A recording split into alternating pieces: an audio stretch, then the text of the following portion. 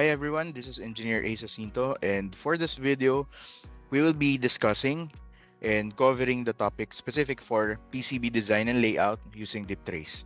So, just to set everyone's expectation, itong video na to does not include yet the discussions on how we fabricate PCBs. This is just specific to the initial steps of PCB fabrication, which is actually doing the design of the PCB for a specific circuit. Okay, so mamaya, we will do an actual layout, an actual design of a PCB with a given schematic diagram. But first, let's cover the concepts. So let's begin with the basics of DipTrace. Okay, so DipTrace is a very common tool for creating schematic diagrams, designing printed circuit boards, and has 4 modules, namely the schematic capture editor, the PCB layout editor, the component editor, and the pattern editor. But for this video specifically, we will cover the PCB layout component or module of DipTrace.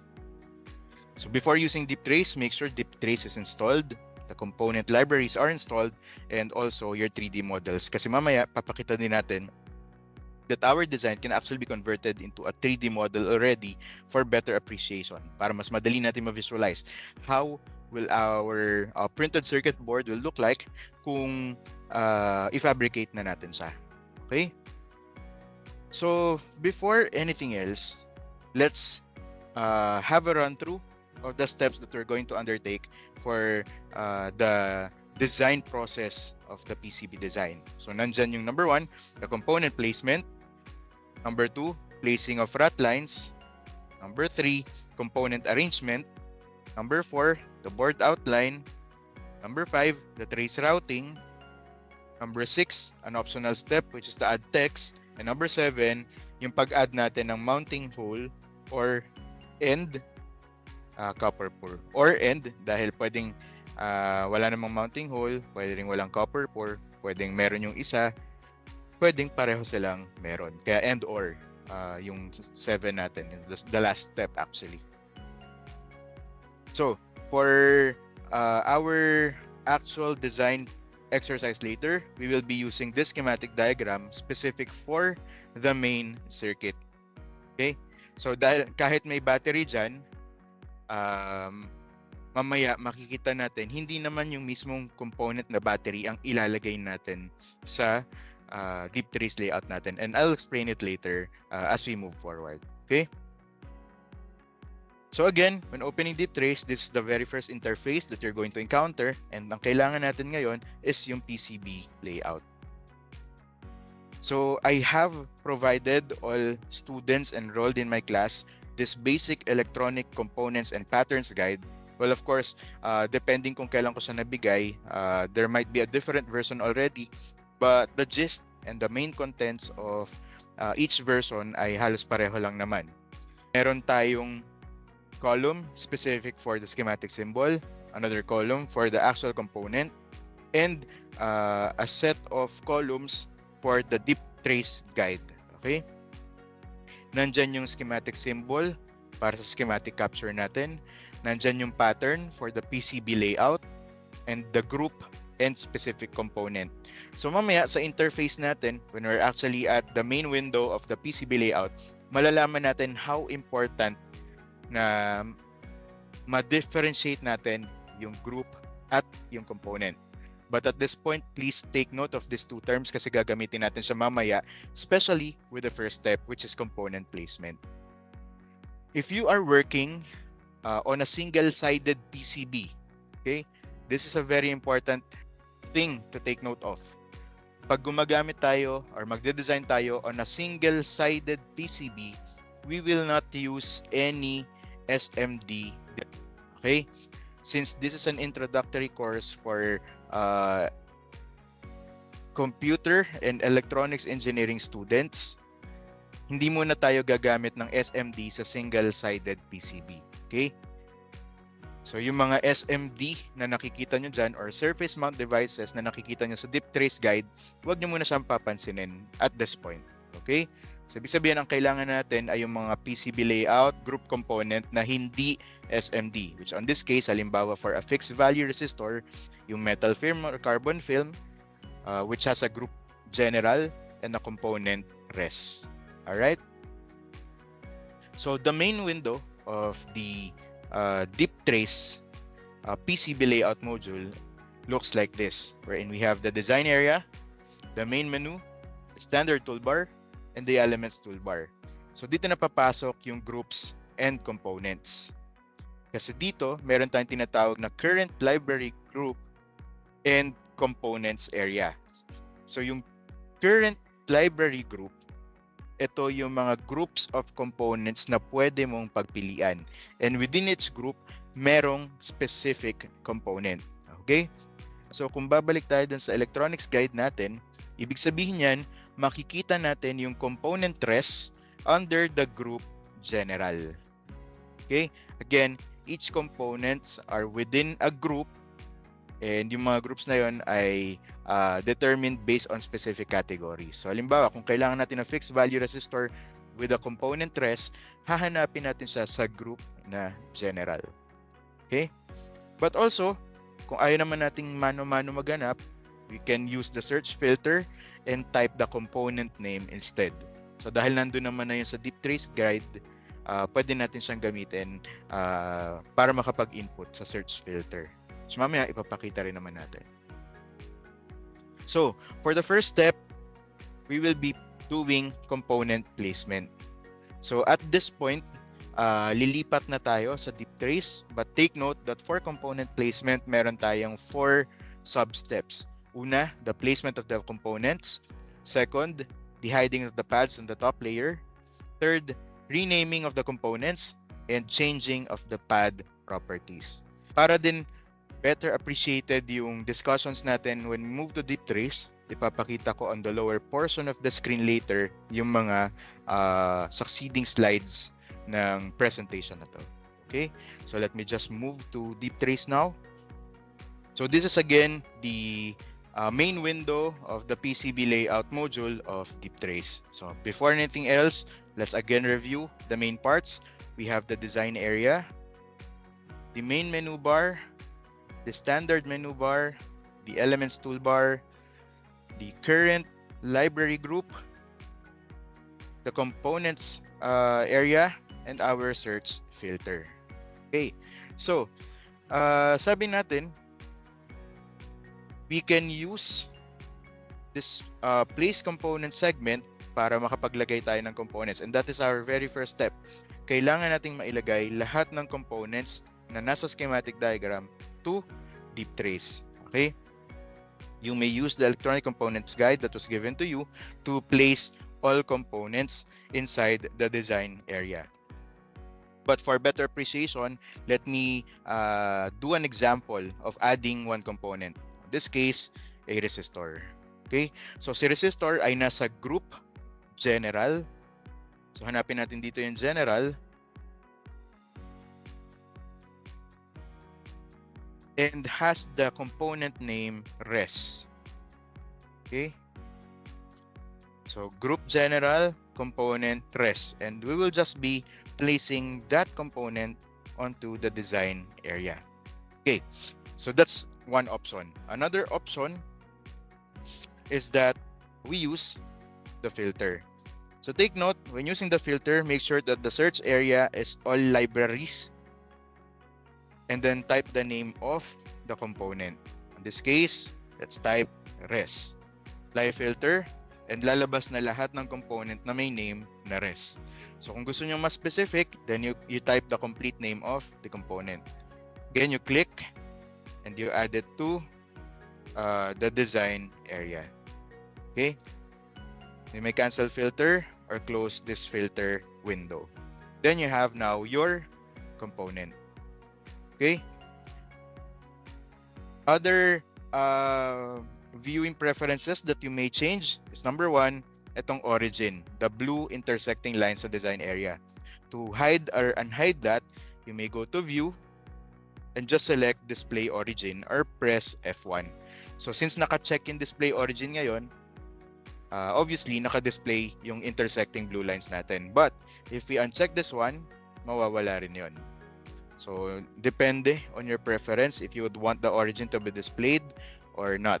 But ako I really prefer na merong origin pa rin na naka-display.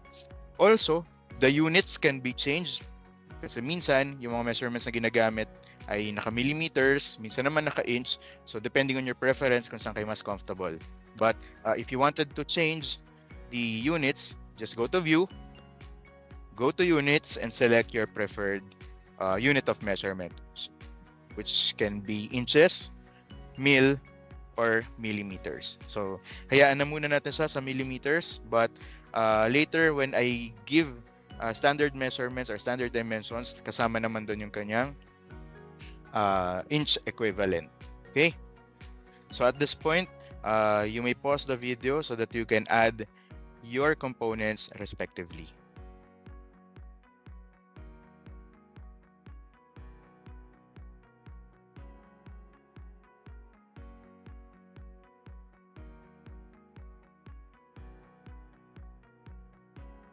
Okay.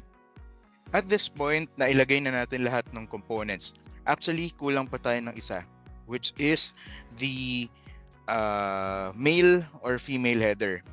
But take note, sa schematic diagram natin, it is very clear na yung 1/3 header natin is a female header. So ang gagawin natin dyan, we will just be adding or looking for the female header. So pwedeng vertical receptacle or angular na or angled receptacle. So it's actually up to you. Pwedeng vertical or angled receptacle yung gamitin natin. But ako, ang gagamitin ko ay angular receptacle. So we will be looking for 1/3 na angular receptacle, and I'll be using the search filter para mas mabilis. Okay? So lumabas na dito yung component. However, this is just 2 pins. Mapapansin nyo, 2 pins lang siya. So, dahil kulang pa tayo ng isa, ang gagawin natin is to go to the specific group of this component. So, hanap tayo ng 3 pin or 3 terminal female header. So, again, the group, find the specific group of the female header na kailangan nyo. So, yun yung pupuntahan ko. Okay, so nandito na tayo sa group kung nasan yung female header na nilagay natin kanina. But since yun nga, kailangan natin ng 3 pin or 3 terminal, then we will look for that specific component within the group. Okay, so in this case, ito yon. Nakita na natin yung 3 terminal natin na female header. Okay. For you to be able to appreciate the difference of an angled or a vertical female header, you may search them already on Google. The information are readily available naman. Okay, so that's something that you can explore on your own. Since that is just a small difference naman. Both are still female headers. Yung isa nga lang patayo, yung isa angled. Okay, now here's what's different with deep trace as to actually implementing circuits on a breadboard. Kanina, dun sa schematic diagram natin, may nakaspecify doon na battery and speakers respectively. However, kapag meron tayong PCB, hindi naman natin minamount, hindi naman natin kinakabit doon sa mismong PCB o ini-install doon sa mismong board yung battery. Instead, we're just using interfaces. Kinakabit lang natin siya to a specific header. So yun yung gagawin natin. For batteries, we will be using a male or female header depending on your preference, but on this very example, I'll be using an angled male header. So you may look up on Google also kung ano itsura ng angled male header, pero pwede rin naman yung vertical male header kung gusto niyo, o kaya female header, angled or not, pwede rin naman yun depending on your preference. Okay, also yung speaker, depending on the type, kung piezoelectric yan, then definitely meron sa mga wires. So pwede naman nating hindi na diretso ikabit or i-mount doon sa PCB yun. Instead, we will be using a terminal block.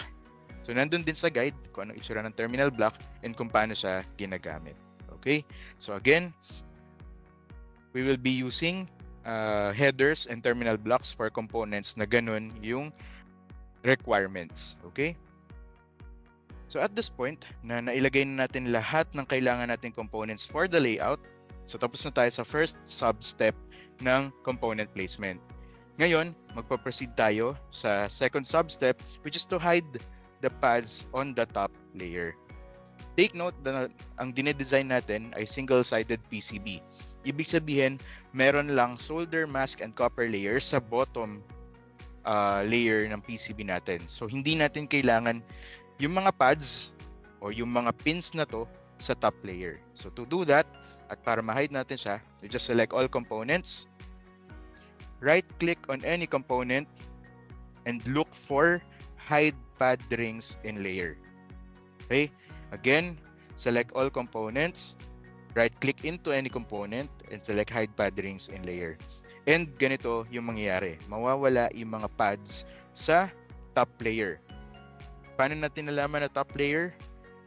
Indicated here kung anong layer yung current displayed. So you can select here if you wanted to transfer to bottom layer or just press 1 or 2 to display the top and the bottom layers respectively. Okay? So dapat ganito yung itsura ng bottom layer and top layer at this point. Third, we will rename the components. Dahil mas madali sa atin to interpret schematic symbols, associating them with their corresponding symbols, or para lang din mas madali i-connect later, we will rename the components. And to do the renaming of the components, just select the component, look for properties, ito, and find refdes. Okay, so the refdes field is this one, and double click so you can rename. In this case, I can rename it as battery. This one as 555. This one as C1 or capacitor 1. Okay na yan. Sa schematic natin, we have CDE. So pangalanan lang natin tong CDE, yung female header natin. This one is the potentiometer or pot. This one is switch. Pwede ring SW para mas maiksi. This one ay pwede natin gawing R1 for proper labeling. And this one is your speaker or terminal block. Depende sa inyo kung anong gusto niyo pangalan, but I'd prefer naming this as speaker para alam natin na itong terminal block na to ay gagamitin natin for the speaker.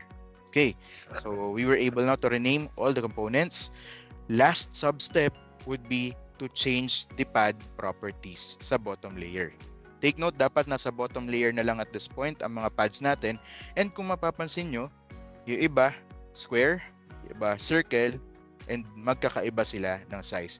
So what we wanted to achieve at this stage or at this step is ma-standardize yung pad sizes ng lahat ng components natin. Okay, but take a look at this specific component, which is the potentiometer.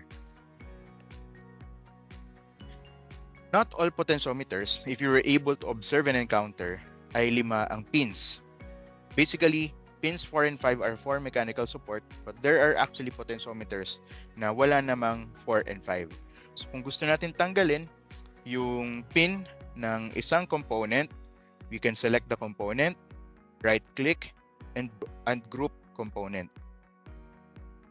So pag naka-ungroup component na yan, just select and delete the unwanted pins ng specific component na yon, so that you can select all again, right-click, and group into component. So ngayon, kung ano na lang yung mga kailangan mong pins dun sa component, yun na lang yung nasa component mismo.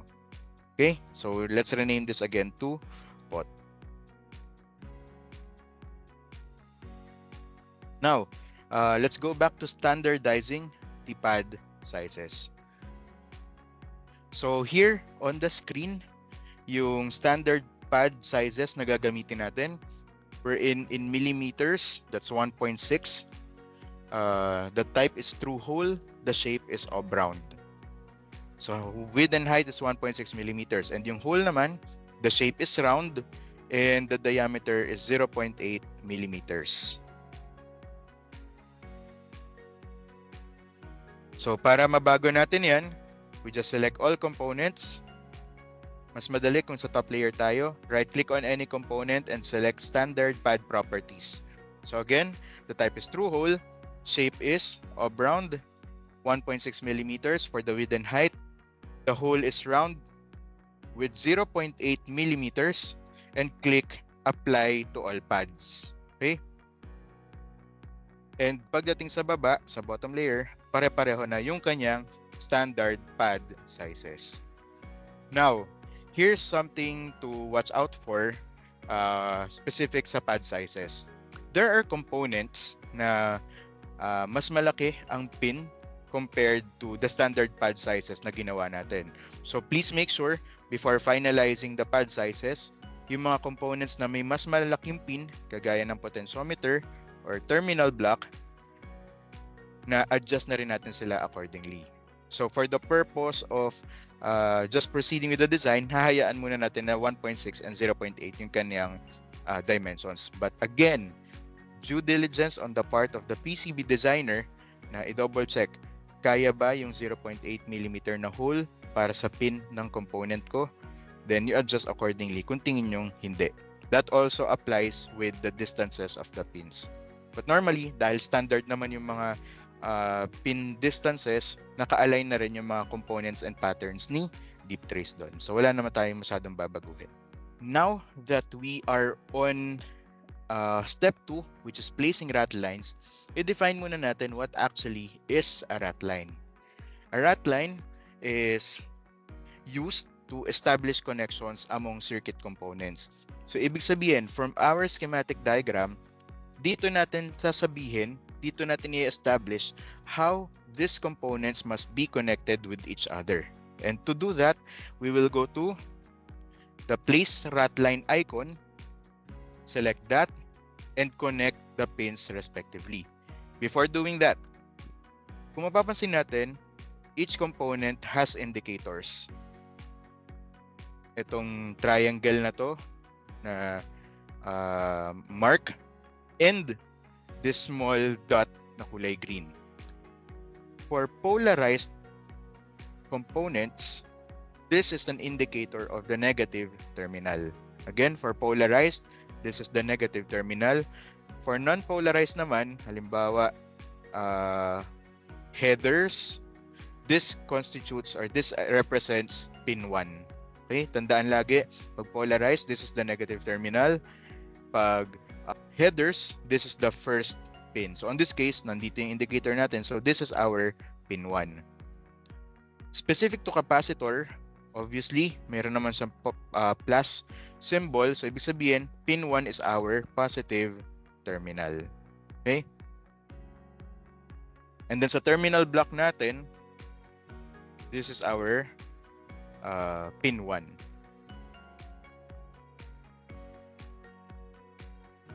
So, nasa baba ulit ng screen yung schematic diagram, so we can use that as a reference to our placing of ratlines. So, looking at the schematic diagram, pwede natin paglapit-lapitin muna yung mga components so that we can easily connect them within the same design area. Okay? So, sa schematic diagram natin, the positive terminal of the battery is connected to pin 1 of the switch. So, ganun din yung gagawin natin dito. Click place ratline. The positive terminal of the battery is connected to pin 1 of the switch. Next, from pin 2 of the switch, connected siya sa isang terminal ng R1. Similarly, R1 is connected to our pin 4 of the 5-5 timer, and pin 4 is connected to pin 8 of the 555 timer as well. From pin 8, connected siya sa pin C ng female header natin. So, if we hover to any pin na connected ng rat line, mapapansin natin magkukulay red sila. Ibig sabihin, these pins are connected with each other, which is actually correct kasi kung titingnan natin dun sa schematic diagram natin, itong mga pins na to ay actually connected din naman with each other talaga. So, nangangahulugan that we have placed the rat lines correctly. Alright? Moving on, the other end of R1 is connected to pin 7 of the 555 timer. And then, from R1 also, po-connect tayo sa pin 2 ng potentiometer. Yung pin 1 or pin 3 ng potentiometer is connected to either pin 2 or 6. Ibig sabihin, pwedeng dito or sa pin 6 or sa positive terminal ng polarized capacitor. So, in this case, doon na lang tayo sa polarized capacitor, positive terminal mag-connect. Next, pin 2 is connected to pin 6 and then connected yon sa positive terminal ng capacitor. So, kung titignan natin, may lalabas na remark to merge net 4 and net 3 dahil pareho naman sila na connected talaga, then we can use the option merge net 4 and net 3. So kung titingnan natin, pag nag-hover tayo sa positive terminal ng C1, connected siya sa pin 2, sa pin 6, sa pin 1 or pin 3 ng potentiometer natin, which is actually correct as validated by our schematic diagram. Alright, the negative terminal of the capacitor is connected to the negative terminal of the supply. Pin 1 of the 555 timers also connected to the negative terminal of the supply. Pin 3 is connected to the positive terminal of the speaker. The negative terminal of the speaker is connected to the negative terminal of the battery. Paano natin nalaman na pin 3 is connected to the positive terminal? Doon naman sa schematic natin, wala namang indicator. Then we will use sound judgment at this point. Looking at the schematic diagram, one pin is connected to the ground or the negative terminal of the supply. Then therefore, it is safe for us to assume that that is, for this specific application, the negative terminal. Okay? So, it's also helpful na we use our common sense or knowledge of circuits to actually identify ano kaya possibly yung terminal na yan. Alright? Then again, from pin 3, ko-connect tayo to pin D of the female header. And then lastly, pin E connected to the negative terminal of the battery. And that right now is step 2 completed. We were able to place rat lines at this point. Now, after placing the rat lines, we will do component arrangement. Ibig sabihin, ang goal natin dito is to actually arrange the components in a way na wala masyadong intersecting rat lines. So bakit kailangan wala masyadong intersecting rat lines? It's because we wanted later to have an easy routing of our traces. Okay? So yung traces, ang actual connections ng components natin doon sa deep trace layout. Kaya mamaya, if we were able to lessen or at least reduce the number of intersecting rat lines significantly, mas madali for us to perform routing. Okay? But before we actually arrange the components, let's define a board outline. Ano ba yung board outline? Ibig sabihin, ito yung mismong size ng PCB na gagamitin natin. So for now, let's click Place Board Outline and select or click the 4 corners of our board. Okay? So hindi naman kailangan na fix kaagad yung size ng board natin kasi mamaya pwede pa naman natin siyang i-adjust. So once maklik natin yung 4 corners, press enter and you should be seeing a violet perimeter. Ibig sabihin yan yung mismong board or PCB natin mamaya.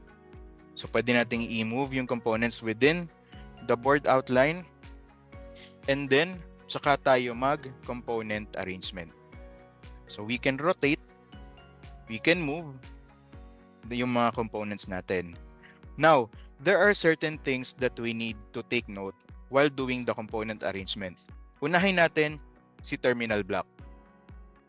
Si terminal block, since this is an interface to the speaker, make sure na yung indicator na to, na dalawang box, which is actually the interface ng speaker papuntang terminal block, ito dapat ay nakaharap sa edge ng board. So, ibig sabihin, dito nakaharap sa gilid ng mga board natin kung ipupwesto man natin siya. So, in this case, dapat dito siya. Kung i-rotate naman natin siya, dapat nandito. Hindi pwedeng ganito. Okay, again, the indicators must be on the side of the edge. Next, the potentiometer. Alam natin that this region is actually the knob. So, pwede natin itong ilampas sa board edge natin. So, ibig sabihin, pwedeng hindi naman yung buo potentiometer including the knob ang nasa loob ng board. Pwedeng yung knob ay ilabas natin ng konti para mas maliit yung board na magagawa natin. So, same goes kung ililipat natin siya ng edge dun sa taas. Lalabas lang natin slightly yung knob natin. That will reduce the size of the board that we will be using later. Also, for headers, specifically itong female header na to, kapag angled, kagaya ng ginagamit ko, half of the box or half of the area may be outside the board. Pero kung vertical yan, the entire vertical female header must be inside the board. Dapat nasa loob entirely kung vertical. Pero kung angled, kagaya nitong gamit ko, pwedeng lumagpas ng konti doon sa board. And dapat nasa edge din ang mga headers natin. Same goes with the battery. Itong dalawang linya na to is actually the connector of the male header. So, rightful lang na nasa labas yan ng board natin. Okay? Mamaya, mas ma-appreciate natin sa 3D view bakit natin nilabas yung mga components na yan. But at this point, considering all those placement requirements, we can now rearrange our components. So at this point, you may pause the video or go to your deep trace to perform component placement. Okay, at this point, I think okay na yung ating, for now, okay na yung ating layout. Igitna lang natin siya ng konti dito sa board natin para at least we can make use of the spaces later. Anyway, ipa-finalize pa naman natin yung board outline natin later on the succeeding steps. So now that we're done with step 3, which is component arrangement, we will now proceed with the next step, which is actually step 5, trace routing. Okay? So again, step 3 natin is component arrangement. Step 4 is board outline. We will now proceed with trace routing. So think of the traces as the actual wires doon sa board natin. So kumbaga sa breadboard, ito na yung nagpe-place tayo ng wires to connect the components. Itong rat lines kasi, it's just as telling deep trace na, ito yung magiging connections nila. But for them to be actually connected, kailangan natin ng wire, quote-unquote, and that is actually the traces. So, what we're going to do is to go to the bottom layer. This is very important. Nasa bottom layer tayo dapat and select route manual. So, route manual ang gagamitin natin and select any pad you want. Click. And kung mapapansin nyo, yung route natin or yung trace ay sinusundan yung rat line. So, ibig sabihin, this tells the trace or the route kung saan saan dapat connect. Again, kung mapapansin natin at this point, meron tayong 3 pads na kulay red na nakikita. Ibig sabihin, we may connect to any of these red pads dahil essentially, these components or these pads or pins are based on the rat lines connected as well. So, for now, let's follow the rat lines as is. Sundan muna natin kasi sila connected. So, we connect these 2 pads. Then, from this pad, connect muna natin sa to this pad. Okay? Please take note to avoid as much as possible 90 degrees turn of your routes, and instead magkaroon tayo ng transition angle para mas malinis tignan yung ating traces or routes, and maiwasan natin yung possible problems that we may encounter during PCB fabrication. Okay? So let's continue routing all of the rat lines. Kung kailangan natin mag-delete ng routes for the sake of allowing other traces to pass through, pwede naman. We can select the route and delete. Ang importante lang is that no trace or route will be intersected with each other. The good thing about deep trace, minsan kapag hindi naman intended to be connected, kusa nang umiiwas or nagkakaroon ng rerouting yung ating mga traces. So ang goal natin at this point is actually to remove the display. Kasi ibig sabihin nun, na-convert na natin lahat ng rat lines into traces or routes. So pwede ngayon, ang focus lang muna natin ay mag-route, and then mamaya na lang natin linisin yung ating mga connections. So halimbawa, taking this as an example, if you deem na hindi na possible makapass through ang ibang routes, you are free to delete the nets or traces na nagawa nyo and actually perform arrangement of components again. Okay? So ganun din yung gagawin natin for our example right now. So this is actually a good placement dahil nga mapapakita natin that with the wrong component arrangement, mahihirapan tayong mag-perform ng manual routing.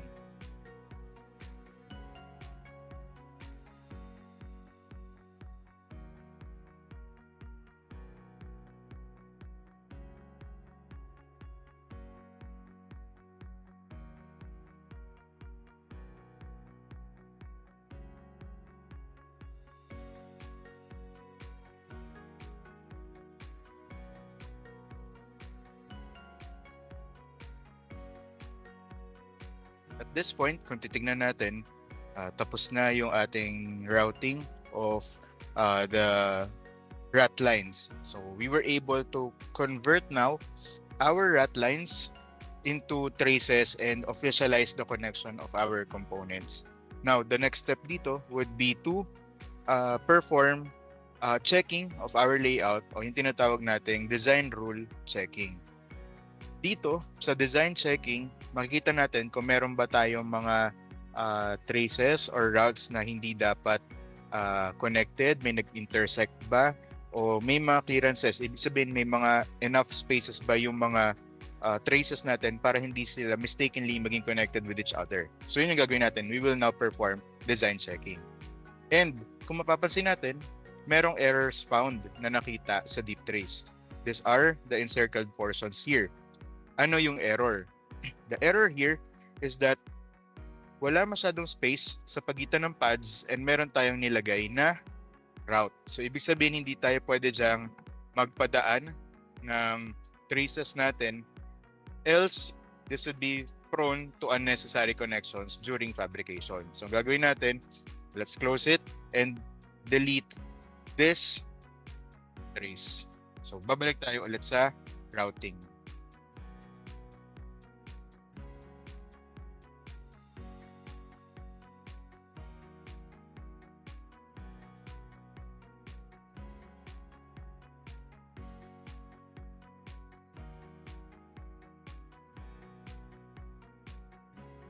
At this point, wala na tayong nakikitang error based din sa design checker natin. So, ibig sabihin, we were able to completely finish the trace routing. So, now we can proceed with the next step, which is actually yung placement ng mounting holes natin and copper pool. Okay? So, yung mounting holes, ito yung mga holes na nilalagay natin sa corners ng PCB para makapaglagay tayo ng nuts and bolts for mounting purposes. Ibig sabihin, kagaya nitong nasa image, nilalagyan natin ng mounting hole para pwedeng makatayo mag-isa yung PCB natin or maikabit natin sa kanyang mga packaging elements or enclosures. So to do that, we'll just be placing mounting holes sa corners and we'll use this icon. So click natin yan, place mounting hole, click anywhere on the screen, then double click para ma-adjust yung diameter niya. So yung hole diameter is kung ano yung size na gagamitin yung bolt, which on this case is 2 mm. And then just for safe keep outs, add 2 mm. So magiging 4 mm yung keep out niya or yung clearance. Okay? So again, 2 mm and 4 mm for the keep out. So ilalagay natin siya sa corner ng PCB natin. So balik tayo sa top layer and then we'll just place it strategically sa corner. Pwede nyo rin ni-align yung mga mounting hole natin. Just select both mounting holes, right click and align objects, vertical and then center.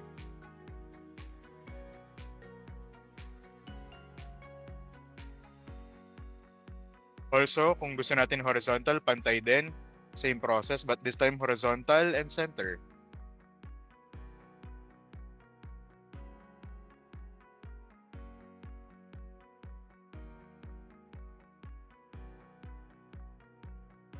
And then lastly,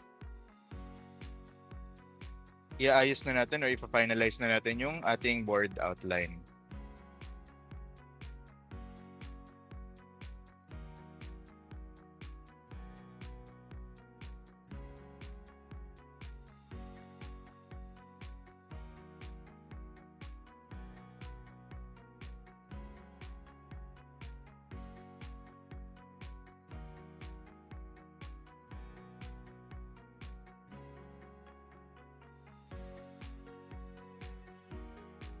Okay, so if we wanted to know the dimensions of our board, we can use the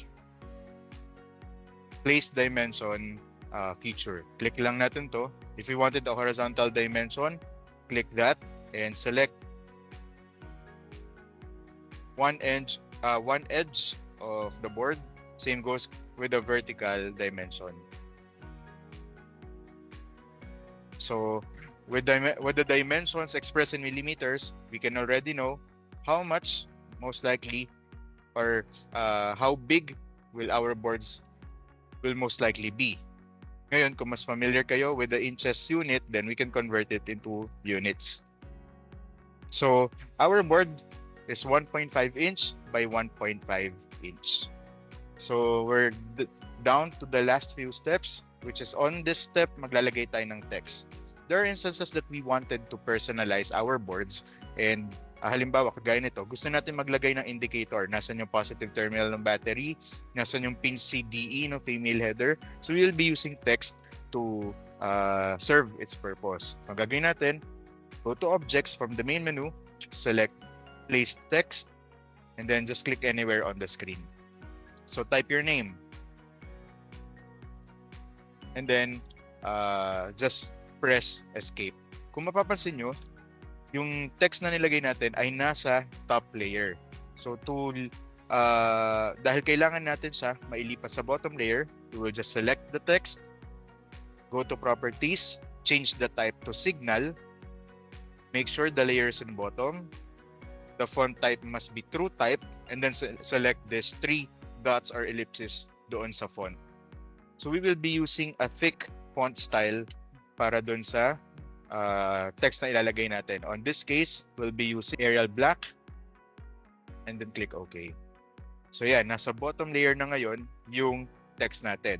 Kung mapansin nyo siyang baliktad or naka-mirror, it's normal kasi nga bottom layer itong tinitignan natin. Pero mamaya, when we see the 3D view, makikita natin tama naman yung pagka-display niyan. Okay? So ang gagawin natin ngayon, we place it at any portion inside the board na may space pa. So dito kayo lalagay akin. And then pwede rin nating lagyan ng indicators yung batteries natin and other polarized components. Halimbawa, negative terminal for the battery. Nasaan ba yung negative terminal natin of the battery? It's this one. So, ilalagay natin siya dito. Okay, next. Negative terminal of the speaker.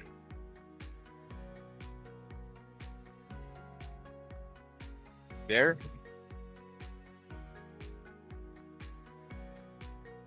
What else? Terminal C of the female header.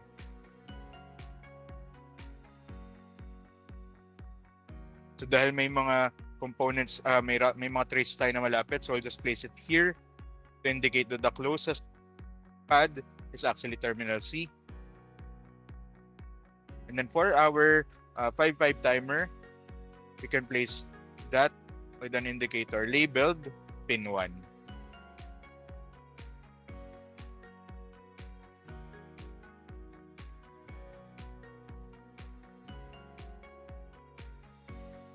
Pwede rin natin i-rotate yung text natin kung gusto natin. So there. If you want, you can perform also design checking to check if walang magiging errors. And there you go. No errors found on our design and place text placement. Okay?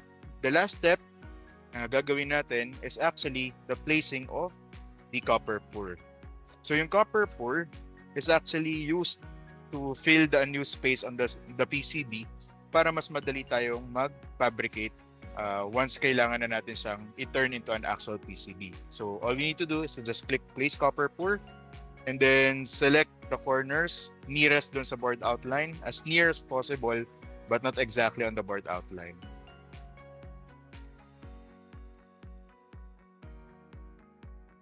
Once all four corners are selected, press enter. And the values that we will be using for our copper pour are the following. Press enter and use the following dimensions. 1.5 mm for the clearance, line width of 1.5, line spacing of 2. Uncheck the minimum area and then the current state must be poured and click OK. So there. Ito na yung placement ng copper pours natin. Ngayon, kung gusto nyo mas malapit pa rin yung copper pour sa traces natin, you can double click and reduce the clearance to 1 mm. But this is not advisable kasi prone din to na mag-short. But kung sanay na rin naman kayo mag-PCB, then you're certainly most welcome to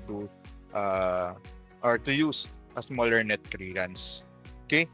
So, tapos na yung ating PCB layout, and the last thing that we need to do is to just check the 3D view or the 3D preview of our PCB. So dito sa 3D preview, just click OK and makikita natin anong itsura ng ating PCB once ma-fabricate natin siya.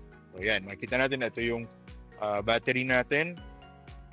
Ito yung switch, 5-5 timer, resistor, capacitor, and the other components. And then of course, our text.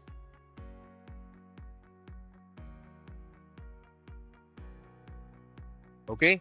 That concludes the PCB design and layout exercise for this specific schematic diagram.